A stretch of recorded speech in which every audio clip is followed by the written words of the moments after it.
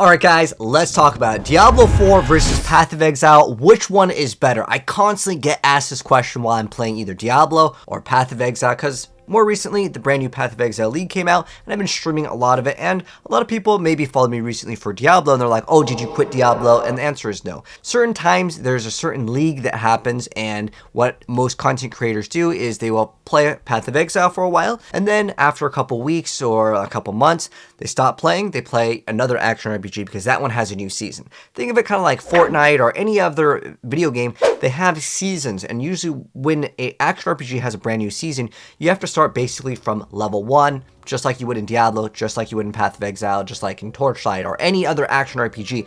You basically have to start from 0. So you go from 0 to full power, and once you're full power, if you get bored of it, then you swap off, wait till the next league to engage in some brand new mechanic. So to answer the question of which one is better, I honestly enjoy both of them a lot, but I enjoy them for different reasons. So starting right off, let's go over the core things in Diablo and the core things in Path of Exile. So with the very start of the game, you're going to have to obviously do the campaign.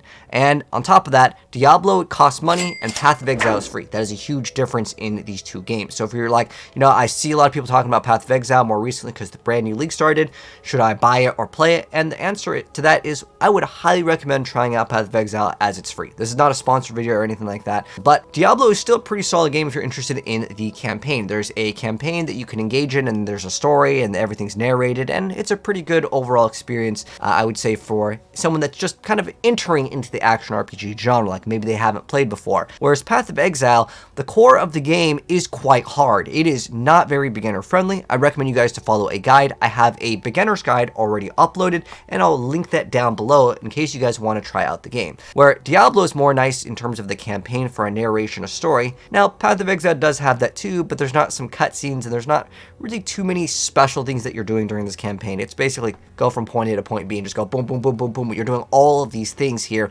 to really get to the end game as quickly as possible, because the end game is actually what makes this game so unique, and it kind of allows the most freedom in any action RPG to design your character in so many different ways. So on top of that, there are bosses, and the Diablo 4 bosses at this point in stage in the game, with the exception of the brand new Abattoir of Zir system, most of the bosses and everything is kind of just a face roll once you get to enough power. And while that could be said about Path of Exile, the Path of Exile bosses, some of them look really cool. They all have some sort of really awesome mechanic for the very first time that you fight them. Compared to Diablo, Path of Exile's bosses blow Diablo out of the water. It has no chance when you compare like a Shaper boss fight to something like a Uber Lilith boss fight, which feels a little bit unfair at certain times, but all of these require mechanics for you to learn. So if you like games like Dark Souls or like games like Mega Man X, where you have to learn how the boss works and then you have to combat that, that is what Path of Exile does offer, where Diablo, it's kind of like, well, do you have the numbers?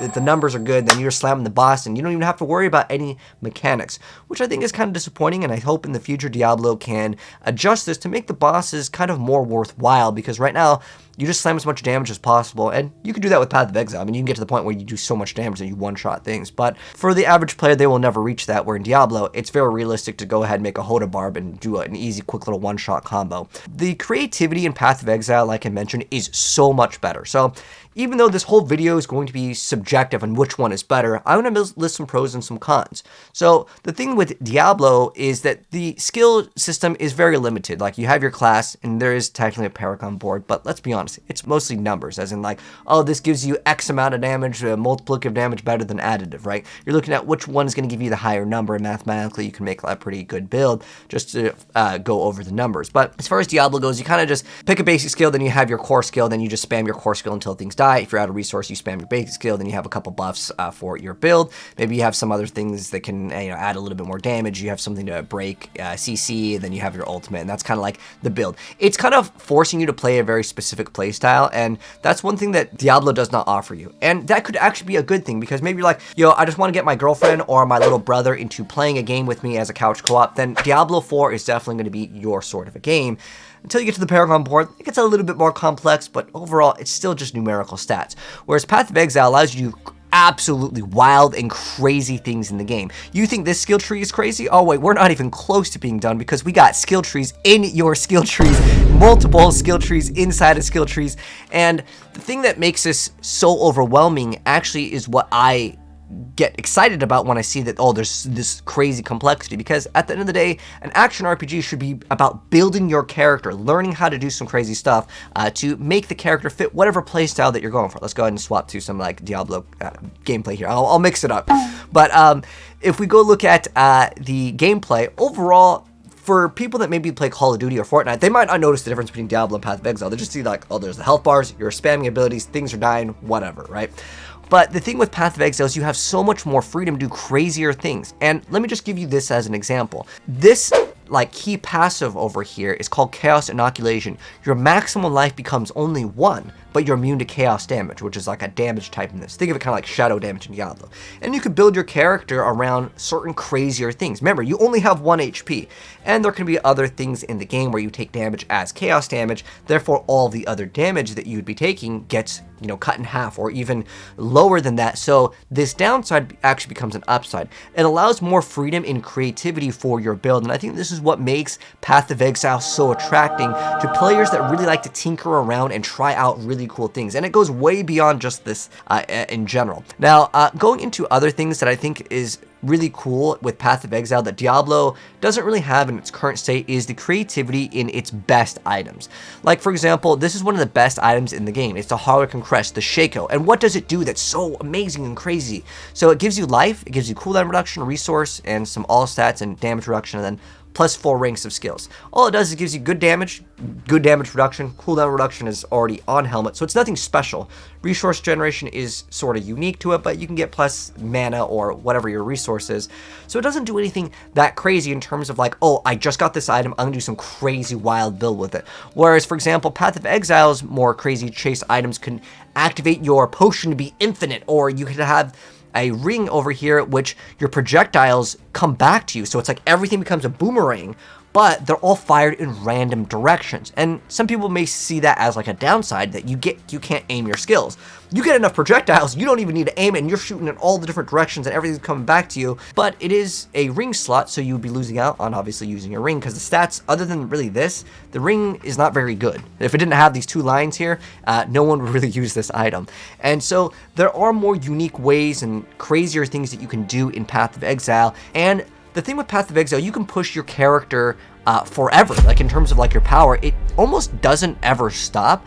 And one thing that makes Path of Exile so good, and I don't mean to make this video more so just like, man, Path of Exile is so good because of creativity, but that's what makes this game unique. And while I'm saying all these as usually a positive thing, too much creativity for some people can be seen as a negative, because they're just like, I just want to run the best build, copy paste, and you'll have the best build in Diablo relatively soon. Whereas Path of Exile, honestly, you could be farming for years and never get like the best of the best, because it's just some of these items are so incredibly rare, but trade exists, so that makes things different.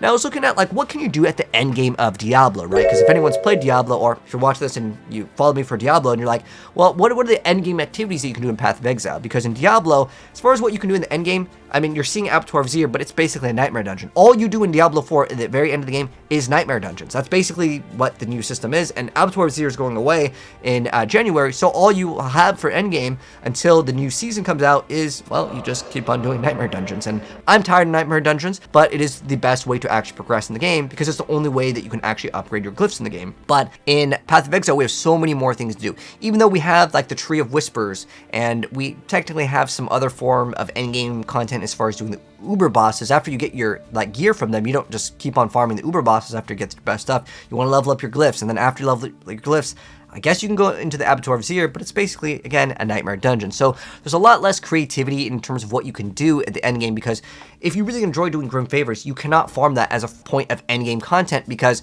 you still aren't getting any currency. I mean, you can get gold, but is that really going to be, you know, getting you the Shaco, because you can't even trade Shaco, or you're not getting like the Grandfather. All these best in slot items require you to do a very specific thing, whereas Path of Exile allows for a lot more freedom. Now, this video is only like 26 minutes, and it basically explains some of the league mechanics in Path of Exile.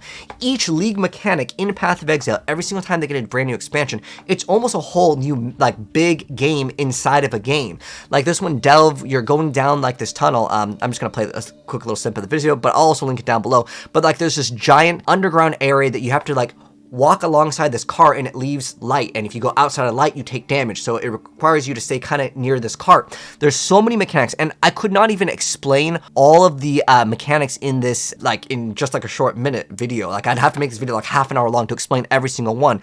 There is a mode where you are literally playing tower defense. If you guys ever played that like balloon monkey tower defense, think of it kind of like that. And there's different ways to modify this, and you could have a whole new form of endgame. And the beautiful thing with Path of Exile, each one of these newer form of endgame things can be your permanent endgame. You could select the one that you want. You could spec into it. This one over here, you gather up like a kind of a squad of people that have special abilities to go steal loot, and you have to like not alert these guards, or you can like steal items. There's a lot more mechanics to Path of Exile, and I couldn't even explain all of them like, you know, in a short amount of time. So there is so much more to discover in Path of Exile, and you could do any of these mechanics as a form of endgame content. The reason why every single mechanic awards you with some sort of currency, whether that's items or the in-game, like, it's not necessarily gold, but it's like basically things that change your items. You can gather all of that up.